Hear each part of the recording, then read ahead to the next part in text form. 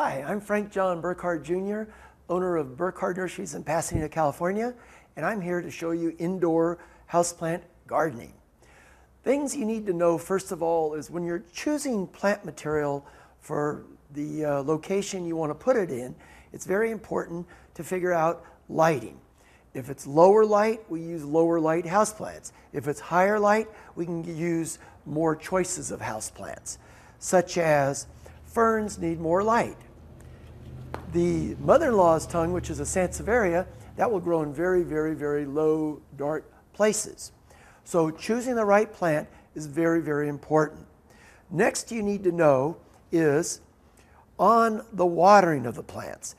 If you have ceramic containers like this, which are the really ornamental ones, which most people have, it's better not to pot directly into the container, but to set the pot inside. Then, when it needs water, you can take it out, take it to the kitchen sink, water it very thoroughly, flush all the water through, let it stay in there for about 10-15 minutes, let it drain, then put it back inside and wait for it to dry out again. Some people, they don't think that their fingers can tell them if it's moist or dry, so you can use a little moisture meter. This helps a little bit, but remember they're fairly inexpensive, and when you're dealing with a house plant, it's better to use your finger if it feels dry, if it registers that it's still wet or starting to get dry. Stick your finger in. If there's a little bit more moisture, let it go a little bit longer. Lower light plants need to go bone dry between watering. Now, plants that are in more light, they'll dry out faster.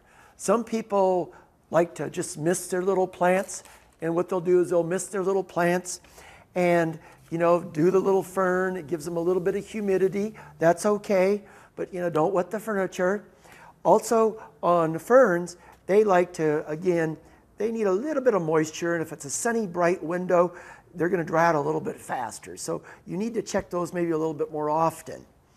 Another thing you need to know is if you do get pests, which you will get pests inside, because inside it's basically like a greenhouse environment. So you'll get mealybug, you'll get spider mites, you'll get various pests. And what you need to do is examine your plants occasionally and see if they have mealybug, if they have spider mites. There's sprays, canola oil, paraffin wax oil. A lot of these guys will suffocate the insects, and they're safe to use. These are organics. Then another thing you need to know is fertilization.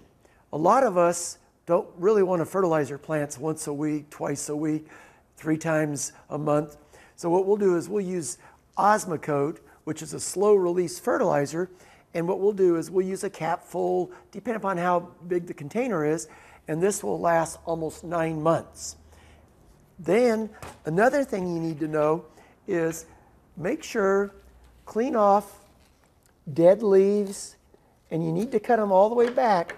Don't pinch them back like this, because this will rot. Then if you overwater, this will cause a root rot a lot faster. So maintenance is very important. Some people like these little fun, fancy shears. Just make sure don't cut yourself, because when you're trying to get down here, these are very sharp. I like to use a little bit bigger so I can see them with my fingers. I'm Frank Burkhardt, showing you tips on houseplants.